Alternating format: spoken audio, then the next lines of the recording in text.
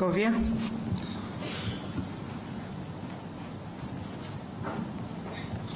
Murakoze nyakubahwa perezida wa repubulika, nitwa Scovia Mutesi, nkorera mama urwa Gasabo TV. Nyakubahwa abaturage batandukanye hirya no hino mu gihugu bafite ikibazo cyaho babarirwa ko bazimurwa cyangwa hazacishwa ibikorwa remezo hagashira imyaka 2 batishyuwe kandi barabujijwe kugira ikindi kintu bahakorera. Ibyo bisa na kimwe naho bacisha imihanda mu butaka bw'abantu ntibabahingurane bakavuga ngo cyari igikorwa remezo bigahwaniramo cyangwa bigahwana n'icyo gikorwa remezo. Ikindi ni kijyanye nuko amafaranga y'amanyamahanga urugero nk'amadolari, amazu menshi y'ubucuruzi mu mujyi wa Kigali n'ahandi mu mijyi itandukanye barishyuza amadolari aho kwishyuza mu manyarwanda. Abanyarwanda bamwe bacuruza bakavuga ko bibahendesha kuko babarira amafaranga y'amanyamahanga mu yabo. Ndasoza mvuga ku kijyanye n'ubushizi icyo nari nakubajije ukambwira ngo nzakwibutse, ngira ngo ninjye warangaye sinakwibutsa. Abaturage baratacyategereje guhabwa imigabane yabo muri Banki Populaire. Ndagushimiye.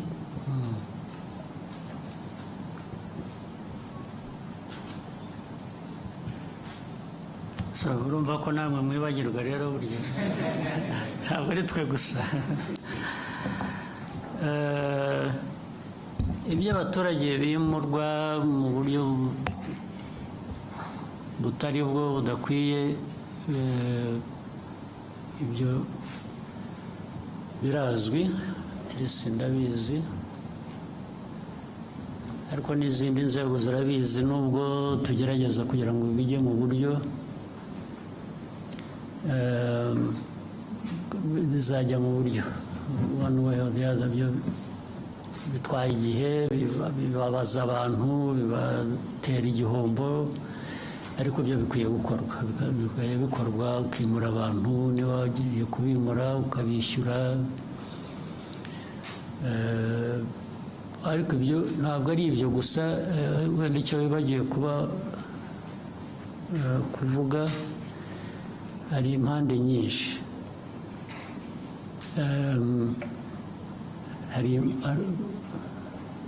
Nubwo uburyo buhari ko bikwiye kuba bikorwa, uburyo rwose burahari, burazwi, hari n'ubundi bwakoreshwa bukoresheje ukuri gusa, wenda bitari byanditse. Mu rugero,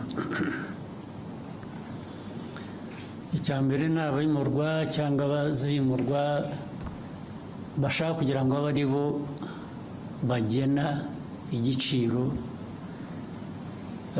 cy'ibyo bazishyurwa, valuation y'aho bagiye kuva n'amafaranga bagomba kubishyura. Ubundi hari uburyo bikorwa bitagendeye kuri leta cyangwa bitagendeye ku muturage, bigendeye kuri gushingira ku impamvu zizwe.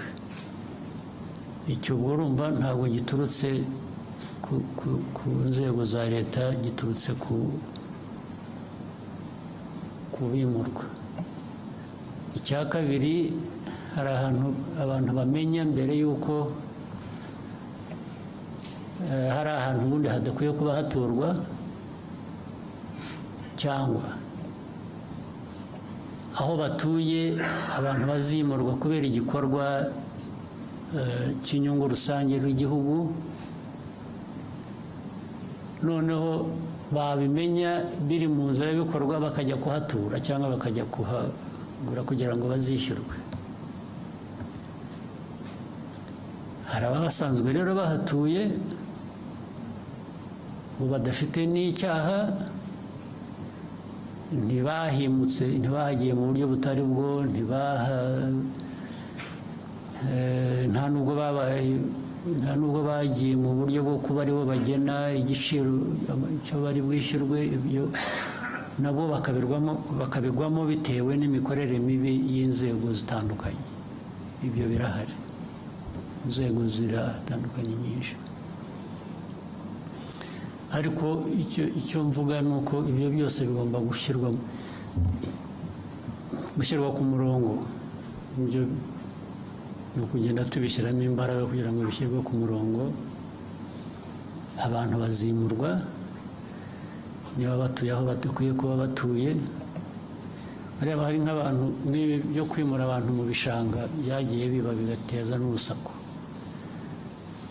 Hari abantu bagiye baturamo batanabihawe n'uburenganzira, ariko hari abandi batuyemo babihewe uburenganzira n'inzego zimwe na zimwe ziba zifite uruhare zibishinzwe. Ndetse wajya kumwimura rightreso akakwereka icyangombwa yahawe n'uwo muturage, ndetse wajya gukurikirana rimwe na rimwe muri izo nzego z'abo bayobozi ugasanga uko yabitanze mu buryo butari nabwo, ariko kubera ko afite inshingano bigatera ikibazo. Baramuhaye amafaranga gusa akahatanga kandi atari ngombwa. Murabizi ko hari n'abayobozi b'inzego z'ibanze bagiye birukanwa bahanwa bagira bate kubera ibintu nk'ibyo ngibyo byakorwaga gutyo. Birahari rero, birahari, ariko bigomba gushyirwa mu buryo abishyurwa badafite ikibazo bagomba kwishyurwa, ntabwo babashyira mu gutegereza igihe bibatera ikindi kibazo. Abakoze ibintu bitari byo nabwo bigomba gushakirwa umuti, nabwo bigashyirwa ku murongo. Niba ari uhanwa agahanwa, niba ari wishyurwa nawe wenda ku buryo bunamufasha ngo ushobore kujya ahandi, nabyo bigakorwa. Ibyo byo birakwiye, ntabwo numva twabitindaho. Ni ukureba gusa uko abantu babyihutisha kugira ngo bireke guhora ari ntabwo ari aba bantu baba bikoreye umuzigo gusa, na leta ikwiye kuba iyobora mu bintu bizima, nayo ikwiye kuba yivanaho uwo muzigo yikoreza. Icya kabiri cy'abantu bishyura cyangwa bishyurwa mu mafaranga yo hanze, ubundi bikwiye kuba bishyirwa mu buryo bw'igihugu cyacu bw'amafaranga y'amanyarwanda dukoresha. Urumva ni bibi no ku nshuro ebyiri, kuko uwo wishyurwa nko mu madolari cyangwa amayorozi cyangwa iki,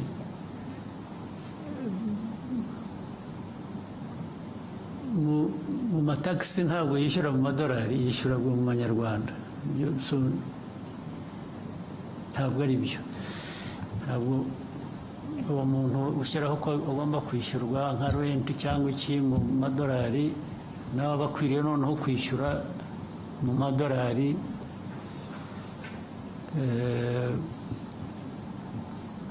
mu buryo bwa taxes bishyura. Ariko ibyo byose ubundi bikwiye kuba bifite uburyo bikurikiranwaho. Iyo ni nko kwica amategeko, bishe amategeko bakabihanirwa. Bitwara umwanya rero, kuko abantu benshi babyumva uburyo butandukanye, niyo yaba udakurikije amategeko cyangwa nabo bafitemo inyungu, niyo mpamvu bitwara igihe. Ariko ubundi umurongo urahari kandi twifuza ko ukwiye kuba ukurikizwa.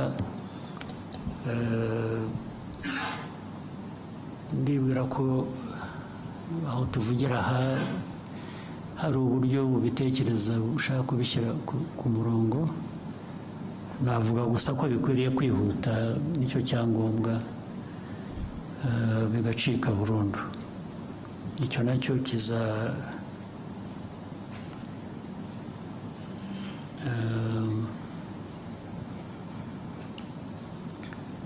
ndumva bizatungana. Icya gatatu wavuze ngo ni iki?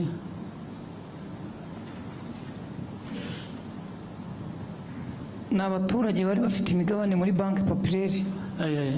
Ikibazo cy'imigabane, ariko usibye ko nanjye ntakurikiranye, ariko njye naratumitse. Njye narabwiye ababishinzwe muri minisiteri ndetse mu kabineti ko bikwiye gukurikiranwa bigakorwa vuba. Ahubwo ikibazo cyanjye ni uko ntakurikiranye kumenya ko uko byakurikiranwa. Your Excellency, they did respond.